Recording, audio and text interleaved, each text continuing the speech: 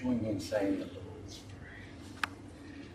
Our Father, who art in the heavens, hallowed be thy name. Thy kingdom come, thy will be done, as in heaven, so upon earth. Give us this day our daily bread, and forgive us our debts, as we also forgive our debtors. And lead us not into temptation, but deliver us from evil. For thine is the kingdom, and the power, and the glory, forever. Amen. Amen.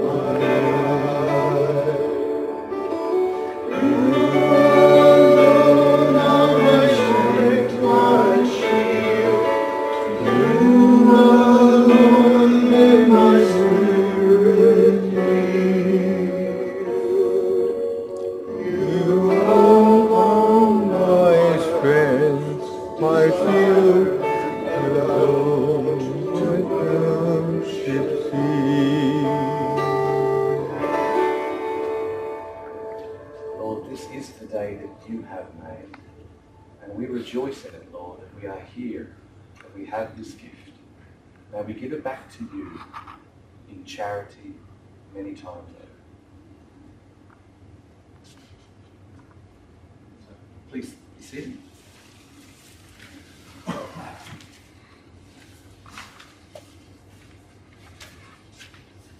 Today we're going to look at the virtue determination.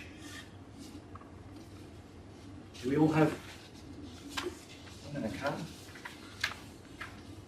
If you think about determination, your mind might go to stubbornness, because often people who are stubborn are very determined. But think about this. Determination is a strong will. We need that in life. Stubbornness is not willing at all. They're not willing at all. They're fixed. A determined person has a goal in view, but is so willing to get that goal they'll flex, healthy compromise. But a stubborn person wants only what they want and nothing else. So think about that. Determination is really the positive side of a strong will. So before we go into this, I want to share a story of someone I had the chance of hearing speak. It's an inspirational speaker, Derek Clark, who travels the world. His full-time job is to travel the world as an inspirational speaker, telling people about the importance that every child deserves love, especially if they're handicapped or they don't fit into what we would say is normal. Every child deserves love and deserves a family. And he's speaking out of his own experience, because at 6, his own mother and stepfather handed him over to the foster care in America and said, "We can't handle him, we don't want him." And he was diagnosed at that stage, after days of working with a therapist, he was diagnosed with radical attachment disorder, and I've worked with children like that. That he was diagnosed with ADD, or whatever it was back then, probably ADHD. He had a number of other diagnoses, and he was mentally handicapped, is what they call it, although they use the R word, which we don't use today. And so this was a diagnosis he got at 6, and he went into foster care. And he's 13 years in foster care, and he said it was some of the hardest things that he went through. He was already traumatized. At 6, they said he had an IQ of 2 because he'd been abused in the womb. And you say, abused in the womb? How do you diagnose that? Well, his mother, when she told her partner at the time she was pregnant, he took her into the back of, they were in a restaurant, he took her into the back of the kitchen, threw her to the floor and kicked her repeatedly. And somehow or another, Derek survived this. But from that point on, he was traumatized and damaged. And that made it difficult for the mum, who then, when she did get married to someone else, by 6 they handed him over. He couldn't count to 10, he couldn't say his ABCs, he didn't know the difference between dog, cat, or boy. And so, mentally handicapped, that's the diagnosis. And he was thrown from foster care to foster care, and then at some point, he was very fortunate to be a part of a weekend program. Some foster carers who would let children needing respite come for a weekend to their farm. They were Christians. This was the happiest, he was a growing boy now, this was the happiest he'd been in a long time, because he didn't have to deal with people. He just went out and played with the animals, and he was loving being with the animals. And then when the weekend came up, he then threw the largest tantrum he'd ever had on their driveway, saying, "Where am I going to go? I have no home." And so the foster care, who became his mum, turned to the man who became his dad and said, "Could we just give him 1 week?" 1 week became a month. 1 month became a year. And he found himself a home and someone to call him father and mother. But it didn't mean his troubles were over. He kept getting into a lot of trouble.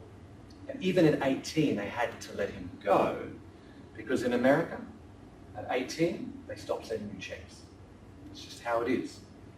And the statistics show that over 80% of people who are incarcerated in America have been in foster care. Over 80%. That's an interesting statistic.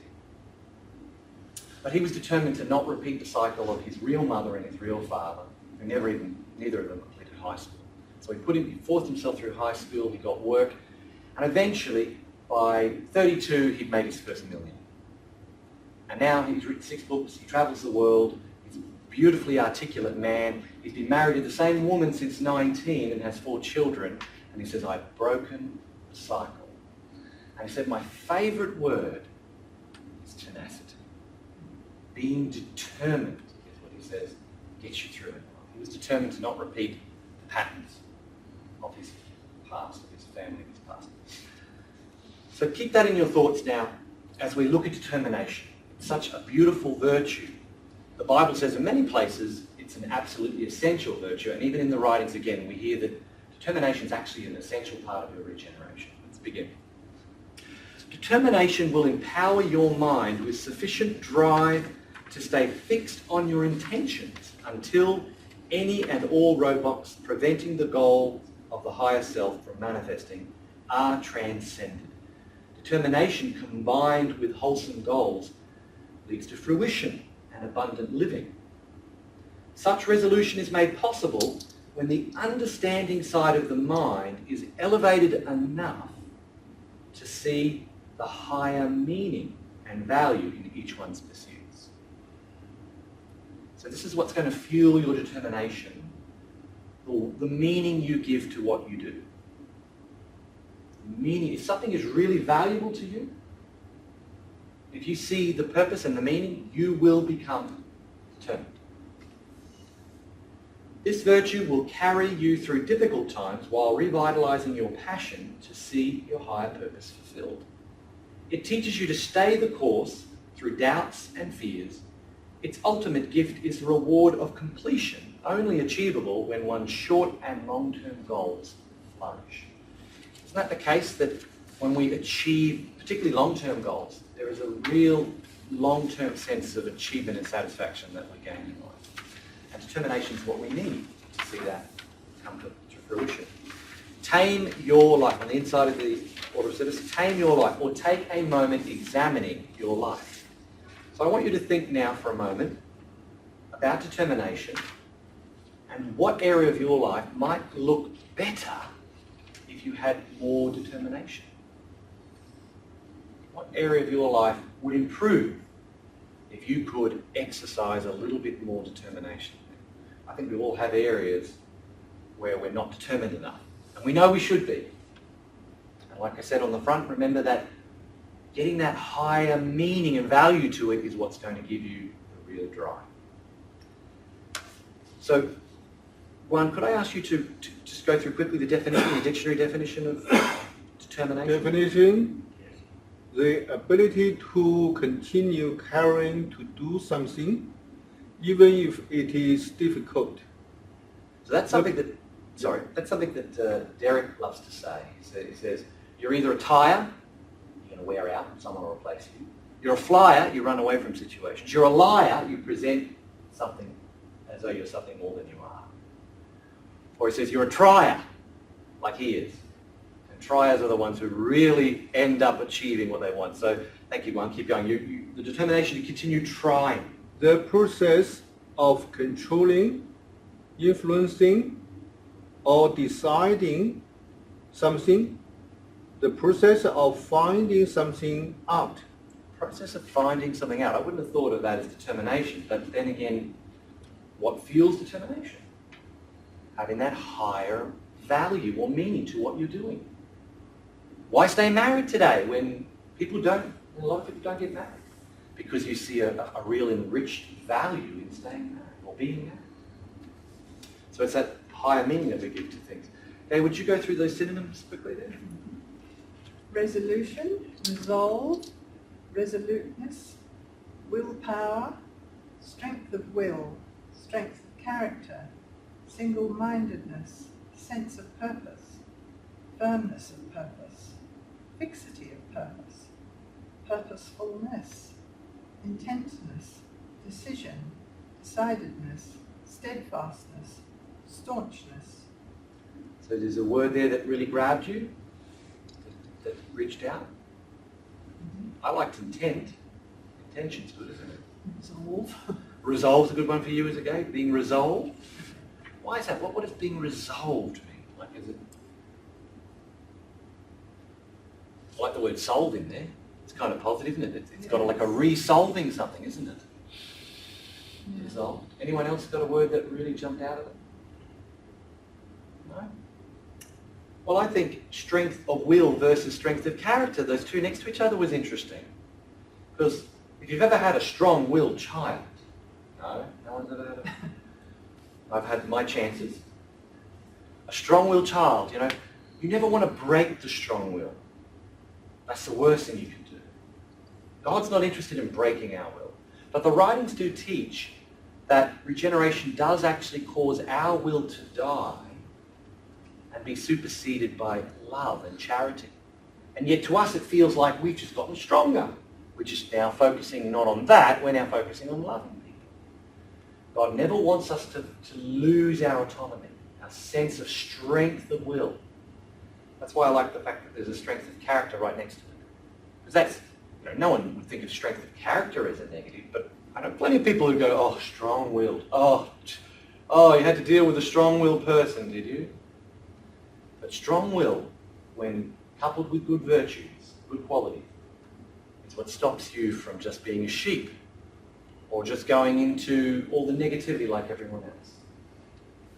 Okay, Brian, would you read opposite for us? Opposite: cowardice, diffidence, fear, idleness, indecision, indifference, timidity, wavering, weakness, Irresolution. irresolution, Beginning. beginning, It's a strange one, isn't it? disinterest, doubt, hesitation, spinelessness, Spinelessness, that's a good one, isn't it? vacillation. Vacillation. That jumped out at anyone? I love these opposites to sort of show us what a good virtue. You know, determination is not a negative quality, is it? Spinelessness. Who wants to be spineless? Vacillating, irresolute. But what about beginning? I thought it was funny that the dictionary would define the opposite of determination as beginning. And maybe that's a warning that when you begin something new, that's the time to really be careful, because that's the time where we're most likely to vacillate. We haven't invested enough in something, perhaps. We haven't resolved it enough or put enough resolution into it yet. So We can keep beginning but not ending. say that again. Keep beginning. We can keep beginning Oh but my not goodness. ending. Oh my goodness. We can keep beginning and never really ending. I can do that. There's a scripture that says, in the epistles, it says, ever learning but never coming to the knowledge of God. Or in Hebrews it says, let's stop laying the foundations of repentance over and over again. Let's move on to maturity. But there's that beginning again, isn't it? Begin. But maturity. Where it says determination there means the end, not Right. Wow. resolute. To be determinate. Yes. To make a decision. To come to it. Yeah, that's really insightful. That's really good. Because the writings do use the word determinate a lot too, for that, to end in view, goal in view, Processes are not so much about what we're involved in, but the end in view, or the determinant, as we would say.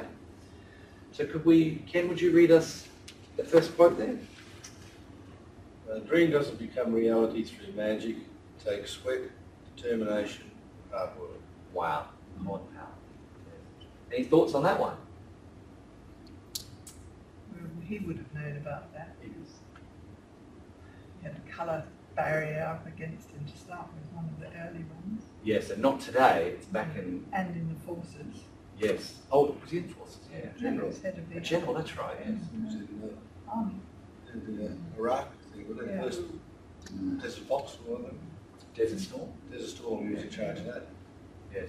And I think of the changes happened since then, but you're right, that would have been quite... I never thought of the challenge of leading men when you would have that potential of being judged. Something as simple as your colour. Diane, would you read this Augmentin? Failure will never overtake me if my determination to succeed is strong enough. Isn't that beautiful? And Augmentin would know. He's another man who went through many challenges. Darren, would you read that?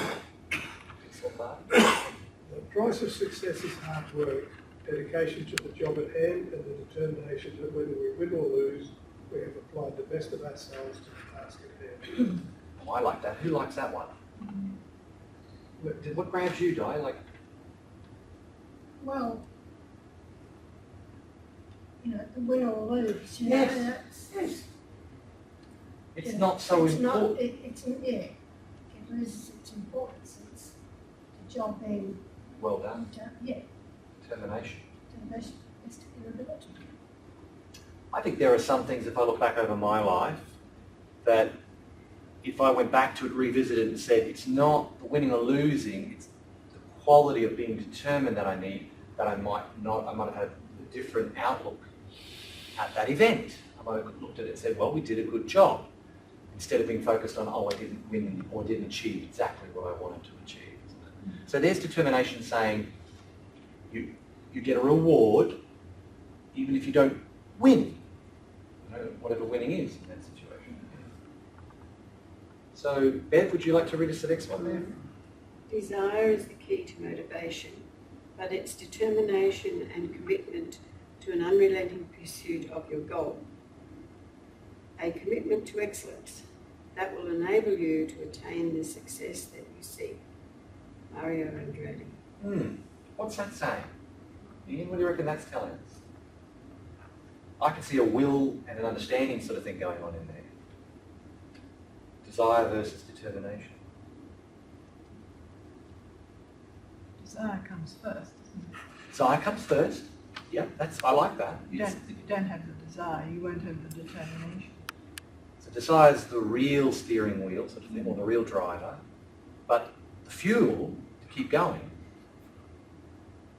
is determination. And think about us, because we are will and understanding, aren't we? We have the desire, will, but are we going to follow through? Depends on the value and meaning that we're the ones that give meaning to things. Us, not even God. I mean, the Lord lets his light flow in, but we're the ones that allow that or don't, or choose or reject that light when it comes. So we're the ones that give something meaning. So if I shook your hand today and I wasn't really excitedly friendly for some reason, you could say, oh, what did I do to offend him? And you could give it that meaning. Or you could go, gee, I wonder what Darren's going through. You know, it's a meaning we give that determines how we feel in that interaction, and then how we respond. So your desires are going to be fueled or not by determination, by the end you have in view, as Brian was saying. What's the determinant? The end you have in view. So let's go to the scriptural quotes now. Ian, do you want to do the first one of those for us? So do not fear, for I am with you. Do not be dismayed, for I am your God. I will strengthen you and help you. I will uphold you with my righteous right hand. And how might that give us determination? That passage, what's it promising to us? What's the determinant? With God, and trust in him, that he will help you. That'll overcome any fears you have. And that's just fear Promise, of isn't not having got the ability, weak will, lack of desire, etc. Fear has a way of telling us we can't do it, we're not strong enough, doesn't it? And yet he said here, don't fear, I will strengthen you. And you've got this promise here, whatever it is you're doing, you can be determinate. You can have determination because you're not doing this on your own. You know, like if, let's say your goal was to secure a really important piece of property in Queen Street Mall. Couldn't get much more expensive, could you? And it was your goal, and it was you all on your own. Or, I was going to say Kerry Packer, but I know he's gone. What's Kerry's son? James. Yeah, James says, I want you to go and get me a property. Think about the difference how you feel. One, you're going, I would like to own a piece of property in Queen Street. The other says, you know, James is going, go and get me one. What's the difference? You know, one you go, I wish, the other is, I will. Isn't it? Now, do we know anyone greater? Do we know anyone greater than the Lord? Owns the cattle on 1,000 hills. His hand is not short that he cannot heal. He can give us our heart's desires. Delight in me, says the Lord, and I'll give you the desires of your heart. Now, think about that. Delight in me and I'll give you. I see that two ways. If I delight in the Lord, he'll give me the right desires to have.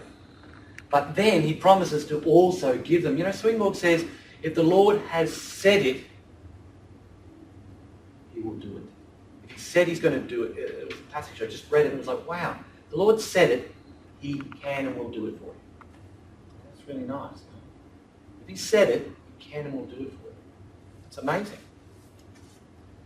So I think it's back to me, front here to read. 2 Timothy 4:7. I have fought a good fight. I have finished my course. I have kept the faith. Wouldn't that be good to be able to say that at the end of your life?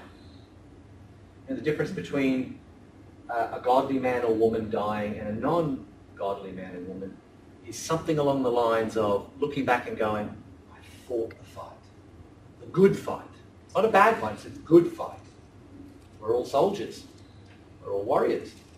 And we've either fought or we haven't. And determination is going to be one of those skills, one of those qualities, that will make you a fighter or not. Are you a tire? Are you a flyer? Are you a liar? Are you a trier? Which one are you? Luke 21:19, by standing firm you will win your souls. That's the Lord. Now if he said it, he will give it to you as well. By standing. You will win your soul. Yes, isn't that fascinating? Yeah, the context is great. What, Ian, go and jump in there. Anyone else? And then he's saying by standing firm you will win your souls. The context there is well, often what we consider the end of the world type passages. Matthew 24 and Luke 21 are both passages about what's going to happen and what will be the sign of your second coming, Lord. He said this is going to happen and that's going to happen. And people's hearts will faint and they'll take you before synagogues to judge you and all this. But he says if you are patient and stand firm, you'll win your souls. So my understanding is that you'll regenerate. If you stand, you won't lose. Now the thing about God's armour that I can see is there's nothing for your back. So if you turn and run, you're in trouble. But if you stand firm, that armour will carry you through the battle and you will still be standing at the end of it. Having done all to stand therefore. So the Lord's saying, stand firm, you'll win. What a promise. That's a great promise. 1 Corinthians 16:13. Watch you, stand fast in the faith, quit you like men, be strong. Well, that's King James. Quit you like men means, Acquit you. Sorry? Acquit you. Acquit you, yes. Yeah, it means, okay, it means Dress yourself. dress yourself. I don't mean literally. Act. Yeah. Stop acting like children, Yeah. act like grown-ups. Behave like men. Or as my parents used to say, are you shoe size? How old are you? Are you? That sort of idea, grow up. So, yes. And James 1:12, blessed is the man that endures temptation, for when he is tried, he shall receive the crown of life, which the Lord has promised to them that love him. Isn't that wonderful? It's a good scripture because we often deliberate. Lord, you told us in the Lord's Prayer that not to lead us into temptation. But he's saying, look, temptation will come. It's not my will is peace. Temptation will come. So quit you like men, put your armour on, fight, endure, you'll have it. The kingdom will be yours. So, in Romans 9:12, this is beautiful. I just had to put all of it in. There's just so much in there. Let love be without dissimulation, which is kind of like facade or camouflage. Would you give it another interpretation? Okay, dissimulation. Be without camouflage as well. Let love just be open. Abhor that which is evil. Cleave to that which is good. Be kindly affectionate to one another with brotherly love. In honour, preferring one another. Not slothful in business. And some translations there say, being determined in whatever your business is. Fervent in spirit, serving the Lord, rejoicing in hope, patient in tribulation. Beautiful, isn't it? The kind of thing I should put on the wall. Lovely passage. So what do we think now that we've read those scriptural quotes? What's the sense there about these passages? What are they telling us?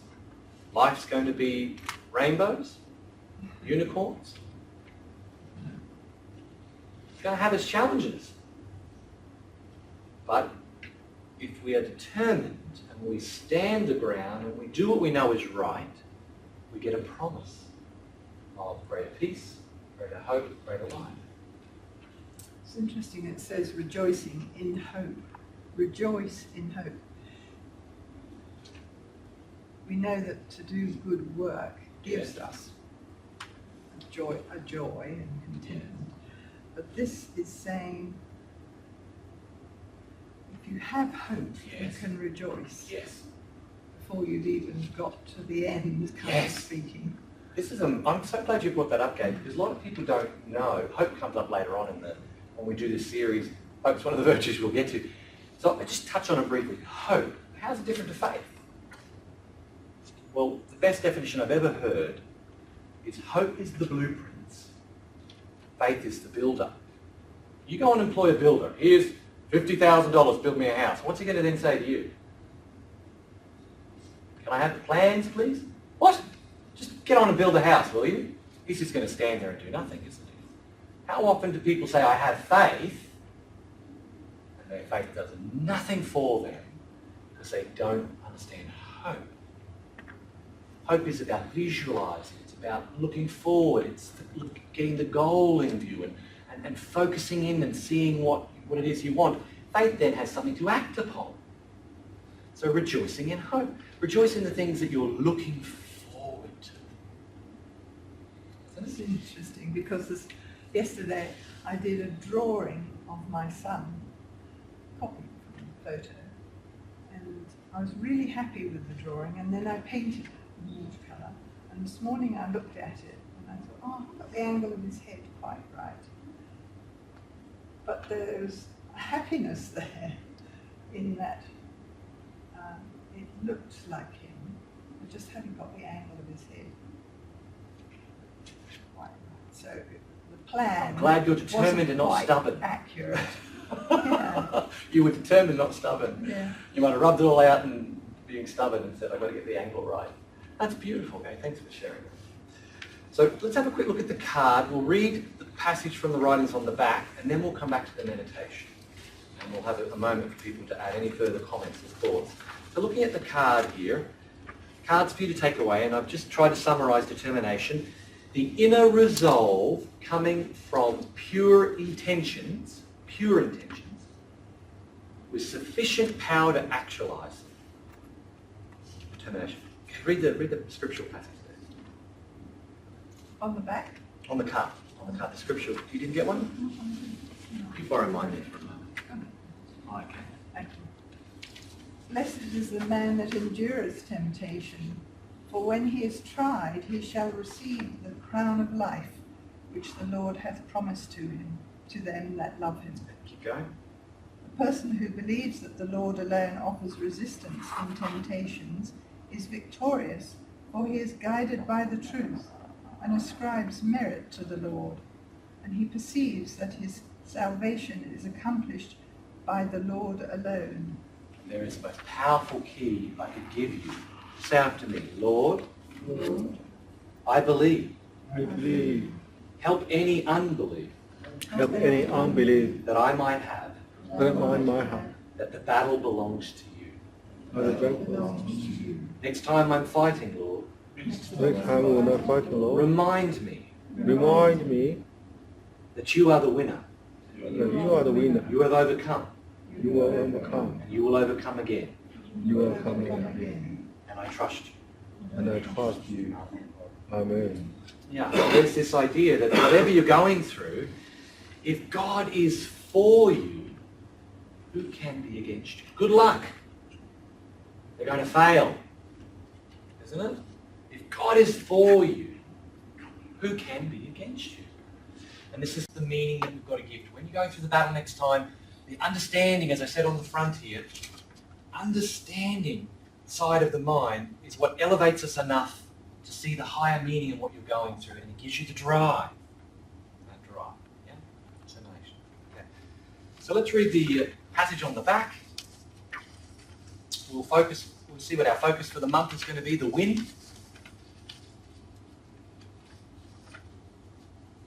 Spiritual Experience 885, about the determination of souls towards definite goals, as well as their development in the other life, and about the inward memory.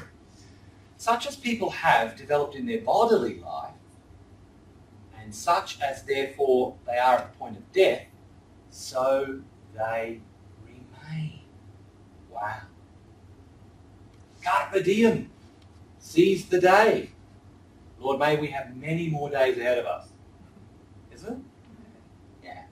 I like to think this earthly life is the form work, and when we leave the body, that's when the concrete gets poured. And where the form work is, it's like, oh, well, it's going to stay there now. There may be some final adjustments in the next world. There will be. But, you know, what you have basically put down as form work is where the cement's going. They first of all encounter the circumstances that had existed at the point of death, and during a terminal illness or final period of life. Next, they are introduced into different groups made up of good spirits, whose place it is to discover what their natural inclinations are like. This duty they perform as if it were their own, scarcely knowing otherwise. So, depending on how they are found to be, they are either received into better circles, or they are received into worse circles, as befits their natural character. So say again after me, Lord. Lord, You know my heart. you know my heart. Keep guiding me, Lord, Keep guiding me now into better circles. into better circle. Amen. Amen. And so this month, we're going to look at the wind. How can we, wisdom integrated neurobiology, how can I integrate this determination more into my life? This month, be aware of those situations or developments that seek to stop or slow down any of your current goals. Whatever your spiritual focus is, or even a natural focus, because determination is a good skill, full stop. And now explore and grow the right mindset towards those developments. And what is the right mindset? Say after me. If God be for me, God be for me. come on, a little bit loud, try that again. If God be for me, God before me, who can be against me? we can be against. Amazing, isn't it? If we just realize that, we can be a lot more determined in our battles, in whatever we're going through. Okay, so let's go to the meditation and then we'll close. Oh yes, I'm happy to for people to make comments. I actually find this, on one hand, very positive, Mm-hmm. but I also find it quite depressing Oh, okay. Yes. because I think determination is fine, and I take on board the promises of the scripture, particularly that Isaiah on the top there. Yes. But I'm far too aware of my failure to carry through with determination. Yes. So I actually found this half good, half dark. Sure. It reflects my state. I'm not saying it reflects No, others. not at all. And I think all sorts of thoughts come to my mind, but I don't think my experience over my lifetime, I'll never be able to say like Paul, I fought a good fight. I'll Right. never be able to say that. Right. I feel stranded in a way as a result of this because, you know, our regeneration, perhaps rightly, I'm not sure 100% rightly, but our regeneration is such a private thing, and we have battles half the time which if we shared, they wouldn't be such strenuous battles, nor would we fail them so often. That's such a good point. And I kind of feel, I think I probably ended up feeling just inadequate, you know, about determination and seeing things through to the end, and because I'm too aware of my failure to carry through. Sure. My determination hasn't been as robust as it should be. Ian, can I just quickly respond with two things? One, real successes are built up of many, many failures, sure. And the Lord knows that. You know, think about how temporal this life is. There's a reason it's temporal. Because it's not, and this is our preschool for the real life. So there's that side that those failures will not go to waste, you know, and the Lord richly turns them into beautiful experiences. And wisdom is built on being able to see the good and the bad. The other thing I would say to Ian is that I remember asking Ian, Reverend Ian Arnold, many a year ago now, Ian, how many of your sermons got recorded? Because I really would like to have heard them and go back and visit them. You know? And Ian responded that it wasn't the thing that he was doing at the time. And I asked, why not? Because, you know, if you recorded them in some way, they could be there for other people in the future. And he very wisely said, well, that's true. He said, but you know, they had their effect at that time, and they went out, and they're still having their effect, even now. And I thought that's just such wisdom coming from Ian, that what man sees is so limited, isn't it? I can't even see what's behind me right now, and you can, all of you. I have no clue what's behind me, I guess. How limited are our senses. But what the Lord sees is encouraging. And this is like, as you say, Ian, take courage in Isaiah. Don't be afraid. You know, there is no judgment in God, really. There's only a desire to grow and learn. And if we come away from this life full of failures, but we've learned how to love, then that's the best life that we could have had. Yeah. So, but thank you for sharing that too. Can I just say, add to that? I think that what we see as success is only, you know, an extra stepping stone on a long path. So if we get really, if we want perfection, well, how are you going to measure it? You can't. Exactly. 5 mortal senses? Every step of the way, I try and give as much as I can, but it's fractured by things going on around me. But I get to a point where I feel easier about it. It's not perfect, but it stops me, perhaps gets me to a state where I'm not so fearful anymore. And then I can manage that and then go on to the next step as a goal. That's beautiful. Yeah. Yeah, look, this life can be tough, and we're going to make mistakes. We're going to have lots of mistakes. As long as we're learning, as long as we're growing. That's what I'm determined to do, Ian. I'm determined not to waste my failures and trials, isn't it? That's probably the lesson that I'm getting from what I'll take that away with me. What Ian said, I reflect back and say, okay, so I've got these failures, and Lord, I'm very aware of my failures. And it's like, good. Because if you weren't aware of them, you've learned nothing. Isn't it? Yeah. Any final thoughts? And thank you so much for sharing. That was very honest. Any other thoughts about determination and things? I think that you can only do what you think is best at the time. At the time.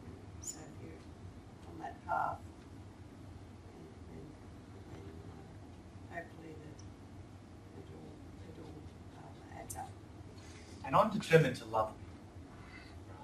So every time I encounter them, I tell myself they're either responding in love, and you can feel it, or if it's something negative, they're doing the best they can with what they've got. So isn't that a cry for help? If someone's reacting to me negatively, aren't they saying, oh look, here's a lack? And how often have we just said, instead of reacting back to them, we just said, what's going on? Can I help? That's determined to show love, determined to, you know, and you need to be gracious on each other. You know, we're all just working with what we have. Isn't that what you're saying? That we're just doing the best we can with what we've got. And no one knows that more than the Lord, because He didn't just come here and be divine. He first came here as a young little baby and grew into that divinity. Wow. So, all right, so let's read the meditation together and close in prayer. With me. I am aware of my goals and give them regular attention. I am quick to notice the sensation of procrastination. I set small partial goals and reward myself afterwards. I fully give myself to the moment, not letting other things become a distraction from my current focus. I complete the goals that I set unless it becomes clear that they are no longer beneficial. I am thankful, Lord, for the gift of determination. Your Spirit fills me with faith and conviction so that I may lay aside all distractions and seek after the higher calling. Lord, I do pray that even as Ian so honestly and humbly shared, that we come away today, Lord, encouraged that you are for us, Lord. That all things, even our failures, are working towards good. That you have a wonderful plan that we can't quite fully understand, Lord, but we take peace and trust that you love us with an undying love. Help us to love each other more with that love. Amen. Amen. So, I'll just close the word and I'll say a benediction. Remember that this day. Let your face shine upon us, Lord. Lift up your countenance upon us, Lord. And above all things, guide us by your peace. Amen. So if we go and have a cup of tea. And Gina is one of the masters. Yes.